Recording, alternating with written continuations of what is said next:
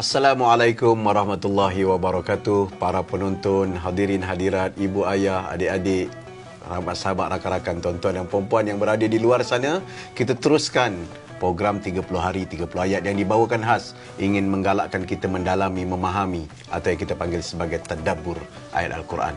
Kita masih lagi bersama dengan Al-Ustaz Fakhur Razi yang akan memberikan pencerahan dan juga penjelasan tafsir dan penguraian terhadap ayat yang dipilih, dan insya-Allah hari ini kita akan membacakan surah Ar-Rum ayat ke-41. Bismillahirrahmanirrahim. Zaharal fasadu fil barri wal bahri bima kasabat aydin nas liyuziqahum ba'dalladzi amilu la'allahum yarji'un. Terjemahannya, telah timbul berbagai kerosakan dan bala bencana di darat dan di laut dengan sebab apa yang telah dilakukan oleh tangan manusia.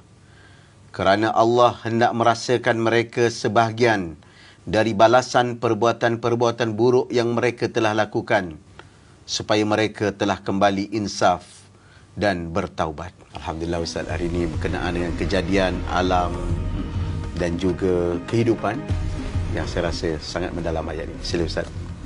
Bismillahirrahmanirrahim. Alhamdulillah wassalatu wassalamu ala Rasulillah. Pertamanya Datuk Seri, ayat ini memang mengisahkan kita lah. Allah Ta'ala dengan kehendaknya menentukan sistem hidup kat dunia ni adalah di atas sebab musabab. Dan Allah tak terikat dengan sebab musabab itu.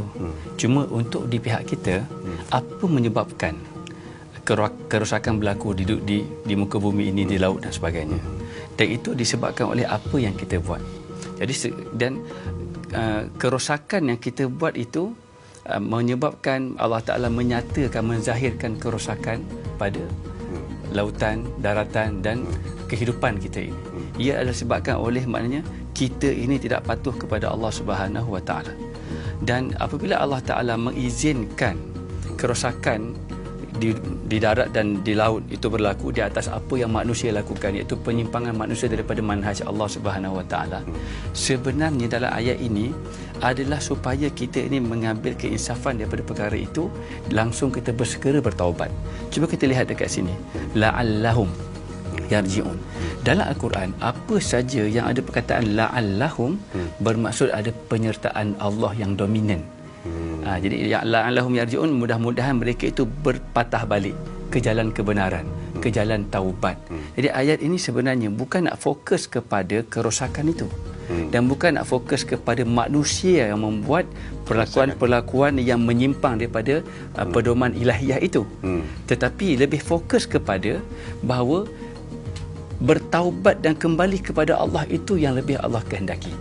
Bila kita faham begitu, kita tak akan fokus kepada menyalahkan orang, tapi kita akan fokus kepada apa yang kita perlu lakukan dan apa yang perlu kita seru kepada masyarakat untuk menangani dan berhadapan dengan kerosakan yang ada ni. Kerosakan dekat buku bumi sekarang ni tak siapa boleh nafi.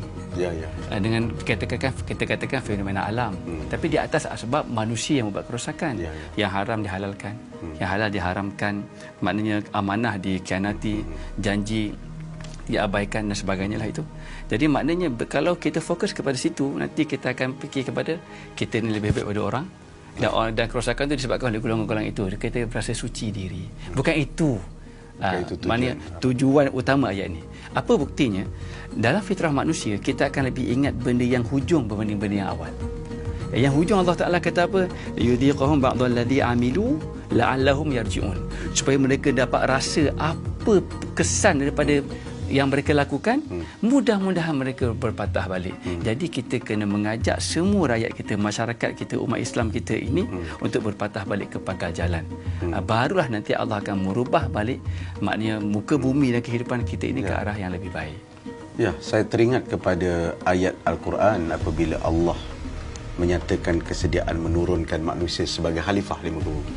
Lalu malaikat mengatakan bahawa manusia ini akan membuat kerosakan dan pertumpahan darah, dan terakhir sekali Allah sebutkan situ, dia ataupun Allah tahu apa yang terbaik ataupun yang sebenarnya.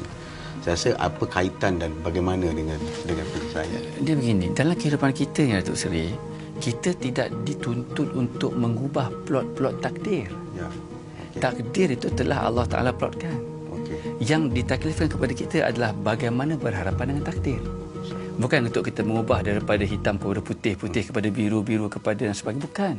Maknanya yang kita ditaklifkan adalah bagaimana sabar, syukur, redha, tawakal untuk kita berhadapan dengan setiap plot-plot takdir. Maka dalam ayat ini anjurannya adalah supaya segera kita kembali ke pangkal jalan. Begitu. Jadi maksudnya lagi banyak kerosakan yang kita hadapi, lagi banyak kerosakan yang kita pandang, bermaksud lebih menyentuh keinsafan kita untuk lebih kita kembali kepada Allah, bukan sifat salah menyalah.